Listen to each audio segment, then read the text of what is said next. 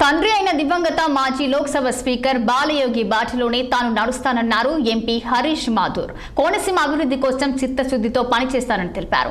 అంబేద్కర్ కోనసీమ జిల్లా సకినేటిపల్లిలో ఎంపీ నిధులు 1,35,00,000 వ్యయంతో నిర్మించిన నూతన రహదారిని ఎమ్మెల్యే దేవవర ప్రసాద్ తో కలిసి ఎంపీ హరీష్ మాథూర్ ప్రారంభించారు. బాలయోగి నేతృత్వంలో నిర్మించిన యానం ఎదురులంక బ్రిడ్జి ఎంత పటిష్టంగా ఉందో నియోజకవర్గం పరిధిలో అంతే పటిష్టంగా కార్యక్రమాలు చేపడతానని స్పష్టం చేశారు. ఇచ్చిన మాట ప్రకారం అన్ని పూర్తి చేస్తామని పునర్ఘటించారు ఎంపీ హరీష్ మాథూర్. మరోవైపు త్వరలోని గొంది గూడిమూల తదితర గ్రామాల త్రాగునీటి సమస్య పరిష్కరిస్తామని తెలిపారు ఎమ్మెల్యే దేవవర ప్రసాద్.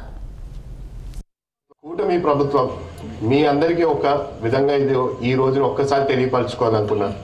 ఇదే కాకుండా ఈరోజు మా నాన్నగారు జిఎంసి బాలయోగి గారు ఆయన 74వ జయంతి సందర్భంగా నేను ఎప్పుడు కూడా నా ఆలోచన ఎలా ఉంటుందంటే నాన్నగారు జయంతి సందర్భంగా మేము ఎప్పుడు కూడా అమలాపురంలోని నాన్నగారు ఘాట్ దగ్గర అక్కడ నివాళులు అర్పిస్తూ వచ్చిన వాళ్ళందరితో మేము అందరితో కలిసి ఆ రోజుని అలాగా రోజుని సమీపించుకుంటాం. కానీ మేము ఈసారి లేదు, ఇలాంటి అద్భుతమైన కార్యక్రమం నాన్నగారి జయంతి రోజున మనం ఓపెన్ చేసుకుంటే అందరికీ కూడా ఆయన చేసిన అభివృద్ధి, ఎందుకంటే ఒక్కటి మేము ఆలోచన ఇక్కడ పెట్టుకున్నాం. మేము కూడా చెప్పినప్పుడు పంచాయతీరాజ్ డిపార్ట్మెంట్కి అయినా సరే కాంట్రాక్టర్కి అయినా సరే, ఎందుకంటే నాన్నగారు ఎప్పుడన్నా సరే ఆయన అధికారంలో ఉన్నప్పుడు జడ్పీ చైర్మన్ నుంచి స్పీకర్ హోదా వరకు ఎప్పుడు కూడా ఈ ప్రాంతాన్ని ఏ విధంగా అభివృద్ధి చేయాలి, చేసిన అభివృద్ధిని కూడా ఎప్పుడు 10 సంవత్సరాల వరకు కూడా దాని వైపు అసలు ఎటువంటి ఇబ్బంది కూడా కలగకుండా